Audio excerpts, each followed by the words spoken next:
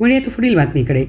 सांगली जिल्हा मध्यवर्ती सहकारी बँकेच्या बहुप्रतीक्षित नोकर भरतीला उमेदवारांकडून उत्स्फूर्त प्रतिसाद मिळाला आहे।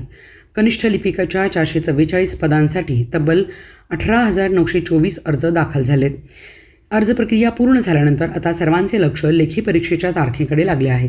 जिल्हा बँकेतील कनिष्ठ लिपिक पदांची भरती प्रक्रिया IBPS या संस्थेमार्फत राबविण्यात येत आहे। या भरतीसाठी 24 जूनपासून ऑनलाईन अर्ज स्वीकारण्यात येत होते।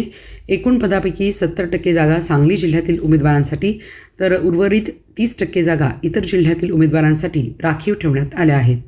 एका जागेसाठी 42 उमेदवारांनी अर्ज दाखल केलेत।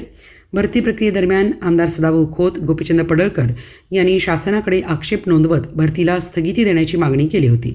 त्यानंतर शासनाने प्रक्रिया तात्पुरती स्थगित केली होती। मात्र जिल्हा बँकेने उच्च न्यायालयात धाव घेतल्यानंतर न्यायालयाने स्थगिती उठवली। त्यामुळे निर्माण झालेला संभ्रम दूर करण्यासाठी बँकेने अर्ज भरण्याची मुदत 2 दिवसांनी वाढवली होती। अखेर शुक्रवारी अर्ज प्रक्रिया पूर्ण झाली।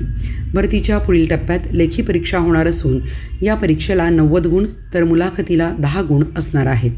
मुलाखतीतील 5 गुण शैक्षणिक गुणवत्तेसाठी आणि 5 गुण प्रत्यक्ष मुलाखतीसाठी दिले जाणार आहेत। लेखी परीक्षेसाठी सांगली, सातारा, कोल्हापूर, पुणे, अकोला आणि बीड येथे परीक्षा केंद्रांची व्यवस्था करण्यात आली आहे। त्यामुळे आता हजारो उमेदवारांना परीक्षेच्या तारखेची प्रतीक्षा लागली आहे।